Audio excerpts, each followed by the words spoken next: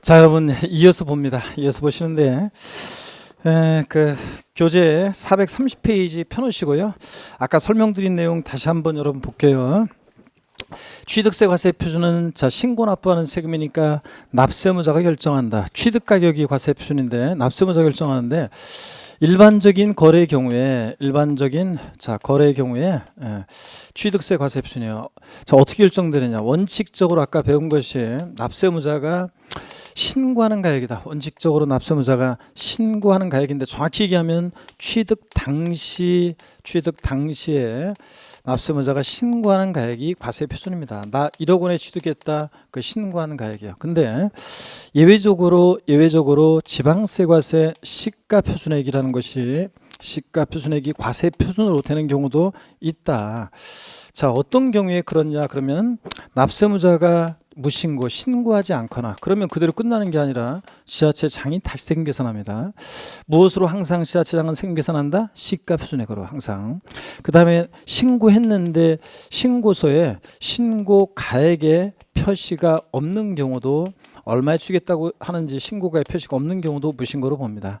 그 다음에 또 신고한 가액이 납세무자가 신고한 가액이 지방세 과세 이 시가 표준액보다 적게 신고됐다. 객관적 입증이 되지 않는 한은 자 이런 경우에 어떤 걸 과세 표준하느냐? 시가 표준액으로 지자체장이 다시 과세 결정합니다. 얘가 불성실신고였다고 하세요. 여기까지고 그 다음에 이제 특례가 있어요. 특례가 있어가지고요. 보세요. 시가 표준액보다 높은 가격이든 낮은 가격이든 그 사실상 취득한 가격을 취득 가격을 과세 표준 금액으로 하는 경우도 있어요. 시가 표준액보다 낮더라도. 근데 이거는요 아무 때나 인정 안 해요. 아무 때나 인정하면 뭐 다 그냥 시가 표준액보다 낮게 신고하겠지. 그래서 이것은 객관적인 취득의 경우만 인정을 해요. 그래서 객관적인 취득의 경우만 인정하는데 여러분 한 가지만 이번 순환 다음 순환부터 이제 본격적으로 보고 이번 순환은 용어 익히고 자 스플 보는 게 포인트이기 때문에 다음 순환부터 본격적으로 설명드릴 건데 맛배기로 하나 보겠습니다. 국가나 지자체 조합 등으로부터 국가나 지자체 등으로부터 취득하는 경우입니다. 자, 여러분 보세요. 시가 표준액 1억짜리를요.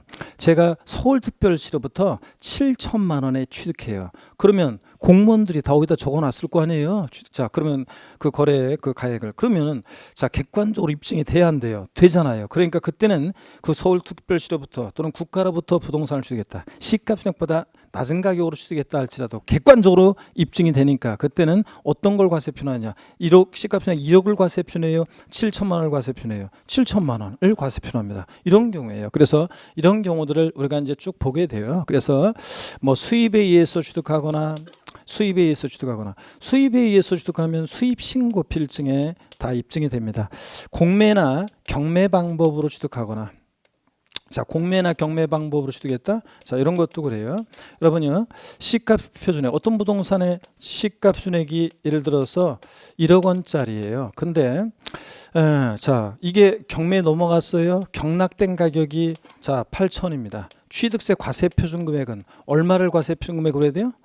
이때는 경락된 가격 8천. 이걸 취득세 과세 표준에서 8천 곱하기 세율에 해서 취득세 계산합니다. 객관적 입증되잖아요. 또 판결문에 의해서 자 취득 가격이 입증되는 경우입니다. 여러분 판결문 그러면 민사소송이나 행정소송 절차에 의해서 확정된 판결문을 의미하는데요. 판사가 CCBB를 가렸어요. 아 이거보다 확실한 게 어디 있어요. 그러니까 판결문에 의해서 취득가액이 입증된다.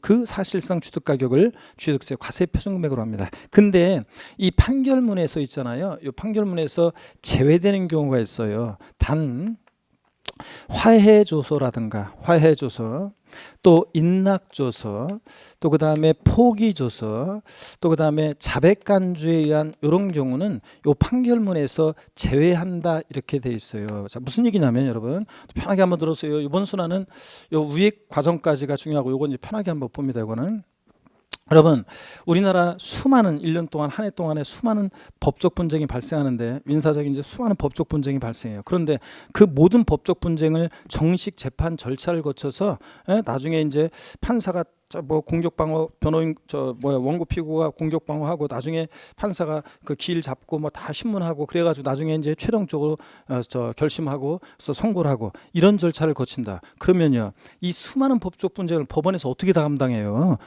재판 정도 부족하고 판사도 부족하고 안 되잖아요. 그렇기 때문에 우리나라 대부분의 수많은 법적 분쟁은 조정하는 절차 속에 대부분 걸러버려요. 그래서 소송 전취주의라고 그래가지고 정식 재판 전에 또는 재판 중에도요 판사가 양쪽 분쟁 당사자 불러 모아가지고 뭐 줄 거 받을 거 분명하고 다만 액수에 있어서 서로 주장하는 바가 좀 다른데 제가 보니까 조금씩 양보해가지고 그냥 요 정도의 합의 봅시다. 그래가지고 합의 공관을 해요. 그러면 양쪽에서 좋아요. 그러면 그냥 절차 종결이에요. 또 상대방이 어떤 권리를 주장했는데 이 사람이 자꾸 버티고 있어요.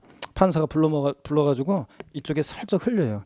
계속 끌어봤자 당신이 패소할 가능성이 높다는 것을 넌지시 흘려줘요. 어차피 시간 낭비 계속 끌어봤자 돈 낭비 뭐예요. 그러니까 그냥 받아들여요. 인낙 상대방의 주장을. 포기, 권리 제기했다 포기합니다. 자백간주. 예를 들어서 3회 이상 재판에 불출석이에요. 그럼 보세요. 이 사람이 3회 이상 재판에 불출석에 그러면 이 상대방의 주장을 이 사람이 자백한 것으로 간주해서 절차 종결됩니다. 그러면 이런 것들은 지금 보세요. 대충 얘기를 들어보니까 정식 재판 전에 또는 재판 중에 조정하는 절차 속에서 나온 거예요. 그러니까 사실상 그 취득 가격을 객관적으로 증명할 수 있는 서류가 되겠어요, 안 되겠어요? 안 되지. 자, 그렇기 때문에 시험에서는 나온 적이 있습니다. 어떻게 나왔었냐면 한번 보세요.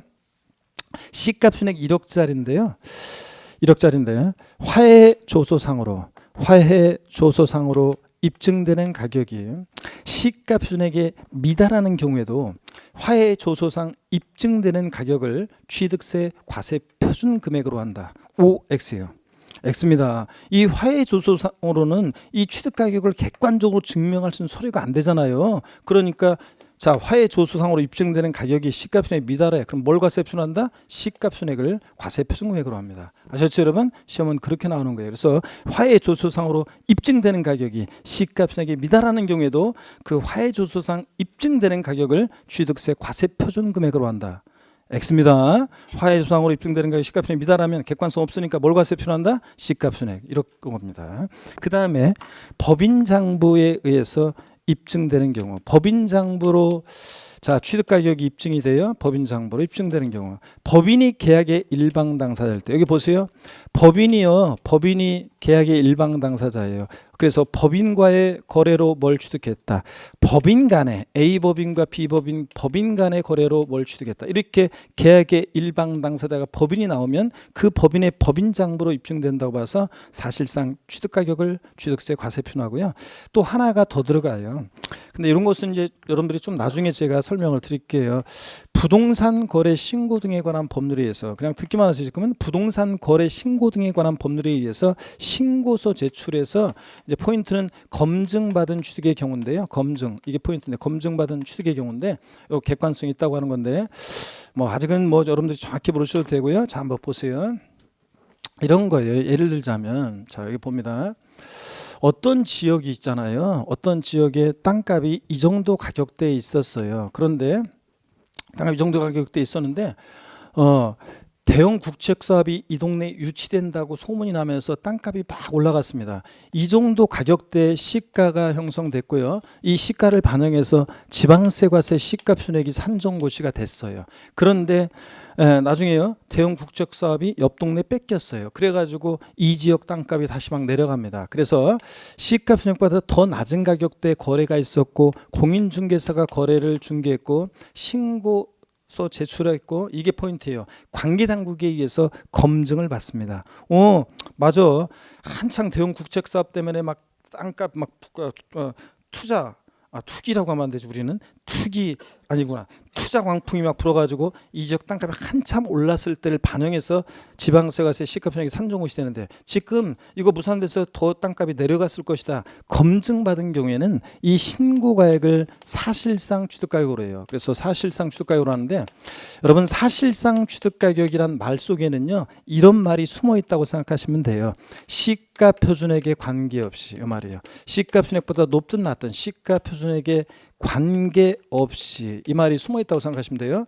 그 시가편액 관계없이 그 신고 가액을 취득세 과세 표준 금액으로 해요. 자, 이런 얘기입니다. 그래서 자, 취득자가 그 신고세 제출해서 검증받은 취득의 경우는 요 신고 가액을 취득세 과세 표준화하는 경우도 있어요. 이게 그래서 이게 이제 일반 근데요 아까 원칙 취득자가 신고한 가액이라며요. 취득세 과세 표준. 예. 그럼 그거하고 어떤 차이점이 있냐? 이 신고 가액은 보세요.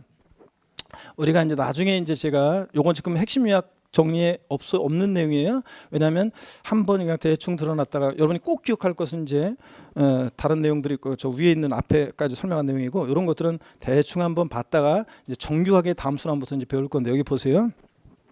일반적 거래의 경우에는 여기 보세요. 일반적인 거래의 경우하고 그 다음에 부동산 거래 신고 등에 관한 법률에 따른 여러분들이 지금은 이제 뭐 법률도 낯설은데 중개사법에서 이제 배우고 이제 그렇게 할 건데 법률도 낯설죠. 부동산 거래 신고 등에 관한 법률에 따른 부동산 거래 신고인데 여기가 포인트예요. 검증받은 이 취득의 경우에는요. 검증받은 이 취득의 경우에 요거하고 비교를 해보면 일반적으로는 납세무자가 신고한 가액과 지방세 과세 시가 순액을 비교합니다. 그랬더니 시가 순액이 더 높아요. 신고 가액보다 시가 순액이 더 높다. 그러면은 무엇을 과세 표준한다고 아까 배웠어요? 이럴 때는 둘 중에 어떤 걸 과세 표준해요? 신고 가액 8천, 시가 순액 1억. 그럼 뭘 과세 표준해? 시가 순액을 과세 표준합니다. 근데 이번엔 반대로 신고 가액이 시가 순액보다 높게 신고됐어요. 뭘 과세 표준해요? 원칙 신고 가액을 과세 표준합니다. 그래서 결론, 이 표현이 시험에 나온 적도 있는데 신고 가액과 시가 순액 둘 중이요. 일반적 거래는 둘 중 어떤 거? 큰 금액을, 둘 중 큰 금액을 취득세 과세 표준 금액으로 해요. 근데 부동산 거래 신고 등에 관한 법률에 의한 검증받은 취득은요. 신고 가액과 시가 순액이 있잖아요. 자, 그런데 시가 순액에 미달해요. 신고 가액이. 그러더라도 이 검증받은 취득의 경우는 이 신고 가액을 사실상 취득 가격으로 해서 이 신고 가액을 과세 표준합니다. 그래서 그러면 어떤 차이점이 있냐고 시험에 나올 때는요. 시험에 나올 때는 개인 간 거래인데 자, 단서가 딱 붙어요. 단 부동산 거래 신고 등에 관한 법률에 의해서 검증받은 취득임 그러면은 그때는 이 부동산 거래 신고 등에 관한 법률에서 검증받은 취득이다. 그러면 그때는 이제 객관성이 있으니까 이 신고 가액을 시가편에 관계없이 과세 표준 금액으로 합니다. 이해되십니까, 여러분? 그런 말이 없어. 그냥 일반적으로 개인 간 매매야. 그러면 그 신고 가액이 시가편에 미달한다고 돼 있으면 뭐가 과세 표준이고 시가편액이고. 아시겠습니까, 여러분? 이런 겁니다. 그래서 여러분들이 나중에 제2에서 이제 객관적 취득 그러면 다음 순환부터 이제 배우는 게 제2에서 객관적 취득 나왔다. 국, 수, 공, 판, 법. 그다음에 절 보세요. 국수, 공판법, 부 이러면서 이제 계속 배우게 됩니다. 오늘은 그냥 이런 시가편액에 관계없이 언제나 국가 등으로부터 취득하거나 그런 경우 등에 있어서는 취득 가격을 객관적으로 증명할 수 있는 거래의 경우에는 사실상 취득 가격을 시가편액에 관계없이 과세 표준으로 하는 경우도 있다. 이렇게만 아시면 돼요. 다시요. 오늘 취득세 과세 표준에서는 기초면 과정에서 이것만 기억하면 돼. 취득세 과세 표준은 신고 납부하는 세금이라 납세무자가 취득 가격 과세 표준을 결정하는데 원칙 취득 당시 신고하는 가액이 과세 표준이다. 근데 신고 없거나 신고한 가액이 시가편액보다 미달하게 신고되거나 이렇게 불성실 신고하면 지자체당이 다시 세금 계산하는데 무엇으로 과표결정된다? 시가표준액으로. 그 다음에 국가 등으로부터 취득하거나 그런 객관적인 취득에 일정한 경우에는 신고 가액 시가편액에 관계없이 그 사실상 시가편액 관계없이 사실상 취득 가격을 과세 표준 금액으로 하는 경우도 있다더라. 오늘은 이 정도만 아시면 되겠습니다. 됐죠, 여러분? 교재를 한번 보겠습니다. 배운 내용을. 430페이지 보니까 제5절 과세 표준이고 본문 그냥 한번 읽어볼게요. 제가 취득세 과세 표준은 취득세를 계산하기 위한 기초가 되는 과세 물건의 가액이다. 취득세는 납세무자가 신고 납부하는 조세이므로 납세무자가 취득 당시 신고한 가액으로 함이 원칙이며 예외적으로 시가표준액 또는 사실상 취득가액을 과세 표준으로 한다. 01 일반적인 과세 표준 원칙 취득 당시 신고 가액인데요. 본문 첫 번째 줄 매출입니다. 취득세 과세 표준은 취득 당시 가액으로 한다. 매출이요. 취득 당시 가액을 기준으로 합니다. 이때 취득 당시 가액은 취득자가 신고한 가액을 말한다. 매출이요. 그래서 합쳐서 취득세 과세 표준은 원칙적으로 취득 당시보다 신고하는 가액이다. 이렇게. 그 다음에 다만 이어지는 얘기는 지금 신경 쓰지 마세요. 1페이지 예외 시가 표준액이 되는 경우요. 신고 또는 신고 가액의 표시가 없거나 밑줄입니다. 신고 없거나 신고 가액의 표시가 없거나 또는 그 신고 가액이 시가 표준액보다 적을 때에는 뭘 과세 필요한다. 불성실 신고했으니까 지자체장이 다세금 계산하는데 무엇으로? 시가 표준액으로요. 과표 결정됩니다.